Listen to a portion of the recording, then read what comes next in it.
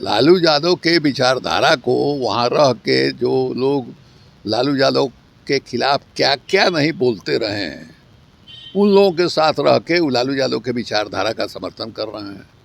ये कह रहे हैं कि तेजस्वी यादव छोटा भाई है हमारा, तो हम तो उसका स्वागत ही करेंगे। इतना साहस होता तो फिर वह यहाँ से वहाँ कैसे चले जाते? आपको ये नहीं दिखाई दे रहा है कि कितना बड़ा संकल्प उन्होंने लिया था कि हम मिट्टी में मिल जाएंगे लेकिन फिर नहीं जाएंगे।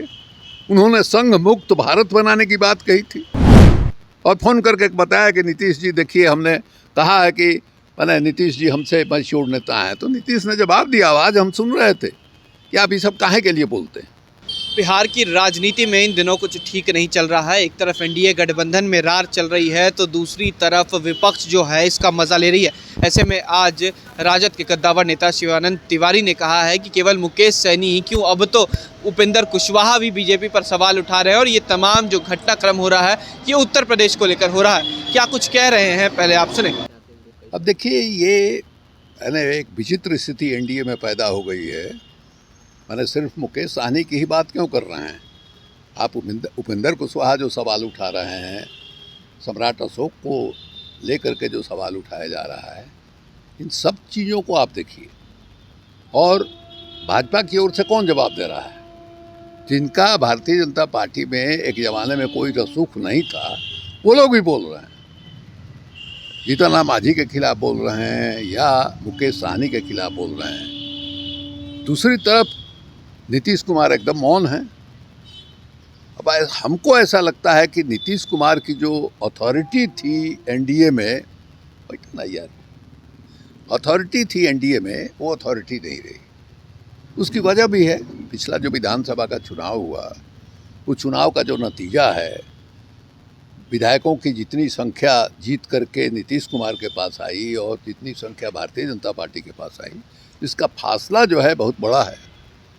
और राजनीति में ताकत जो है इसी आधार पर नापा जाता है कि आप विधायक कितना जिता सकते हैं।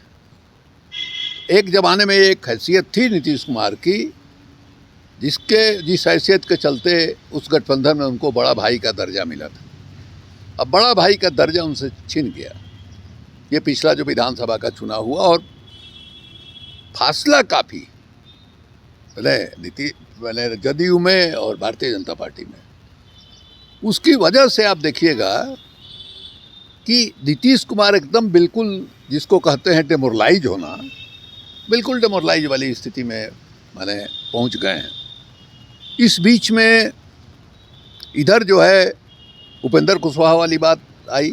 उपेंद्र कुशवाहा वाली बात जो है, हम इसको बड़ी बात मानते हैं। इसलिए बड़ी बात मानते हैं कि डीपी सिन्हा जो सम्राट अशोक के बारे में जो कुछ उन्होंने कहा है, उससे बिल्कुल प्रतिकूल किस्म की छवि जो है आम लोगों में, या जो थोड़ा बहुत पढ़े लिखे लोग हैं, इतिहास के बारे में जिनको जानकारी है, अशोक के बारे में दूसरे तरह की छवि है। उसको चक्रवर्ती माना जाता है, उनको महान की संज्ञा जो है मिली है। और ये माना जाता है कि कलिंग विजय के बाद, कलिंग का जो युद्ध हुआ, उस युद्ध में जो हिंसा हुई और बुद्धिज्म का फैलाव जो हुआ देश के अंदर या देश के बाहर, उसमें उनकी बड़ी अहम भूमिका रही है। ये में देखा जाए तो कैसी असमंजसता देखने को मिल रही है कि नीतीश कुमार को ना निगलने बन रहा है ना उगलने बन रहा है। अब मुकेश सहनी भी आपके गुण गा रहे हैं, कह रहे हैं कि राजद लालू प्रसाद यादव का विचारधारा सही है, बहुत अच्छा बता रहे हैं। तो अच्छी बात है ना भाई। उनके विचार, लालू यादव के विचारधारा को वहाँ रह के जो लोग लालू यादव के खिलाफ क्या क्या नहीं बोलते रहे हैं, उन लोगों के साथ रह के वो लालू यादव के विचारधारा का समर्थन कर रहे हैं। ये कह रहे हैं कि तेजस्वी यादव छोटा भाई है हमारा, तो हम तो उसका स्वागत ही करेंगे। लेकिन में आएंगे तो वेलकम करेंगे। अरे भाई, गांछे कटहर ओठे तेल, अभी आएंगे तो वेलकम करेंगे। अभी आने का कहाँ सवाल उठा है? आएंगे तो उनको गर्दन में हाथ लगा करके आदमी दसोर देगा, लेकिन अभी उसका प्रश्न कहाँ आया है कि कहाँ क्या करेंगे। अभी तो लोग आपस में भारतीय जनता पार्टी में ऐसे ऐसे लोग बोल रहे हैं जिनका कोई हिसाब किताब नहीं है। अब संजय जायसवाल और उपेंद्र कुशवाहा के बीच में ही जो वाकई युद्ध हुआ है, उसको हम ज़्यादा गंभीर मानते हैं। और इसलिए गंभीर मानते हैं कि कुशवाहा बिरादरी, कोयरी बिरादरी, उत्तर प्रदेश में सैनी लोग, माने ये सब के सब लोग, माली लोग, ये सबको माने अशोक को अपना पुरखा मानते हैं। और आप जो है उनको अपमानित कर रहे हैं, उनको बेइज्जत कर रहे हैं। डीपी सिन्हा को साहित्य अकादमी का जो पुरस्कार मिला वो ऐसे थोड़े मिला है। वो नाटक के लिए पहली दफ़ा 60-65 वर्षों में 1956 वगैरह में ये साहित्य अकादमी का या संगीत नाटक अकादमी या कला अकादमी का गठन हुआ, जिस समय मैंने शुरुआत हुआ था आज़ादी के बाद। मौलाना आज़ाद शिक्षा मंत्री थे तब।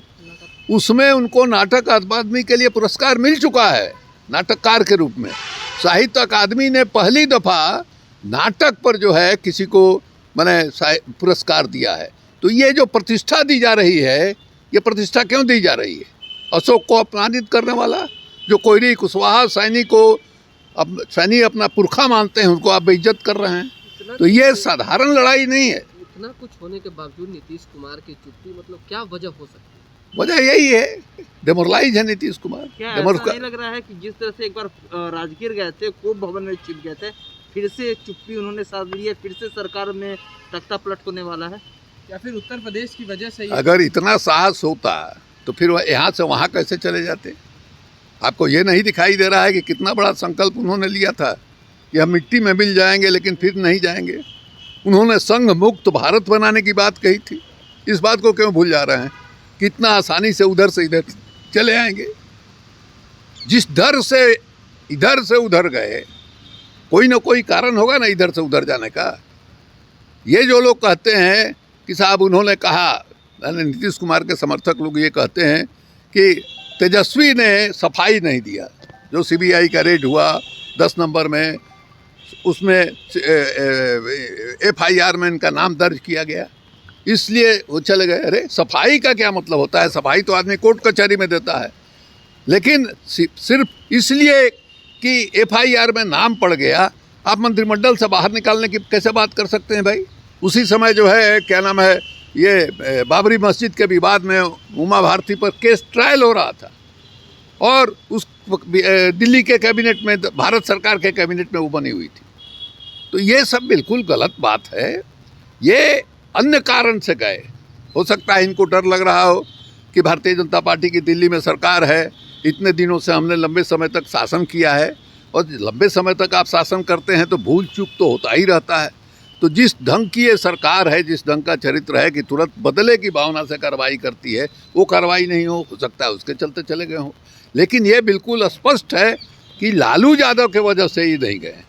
मेरे सामने जो है लालू यादव ने मैंने टेलीफोन करके, जिस समय वो मैंने महागठबंधन में थे, क्या नाम है, बेलाड़ी को इंटरव्यू में लालू यादव ने कहा था कि हमसे ज़्यादा परिपक्व नेता, मैच्योर्ड नेता जो हैं वो नीतीश कुमार हैं। और हमने बताया कि इस तरह का इंटरव्यू में बोले, कहा कि छपले बका पढ़ के सुनाए हम।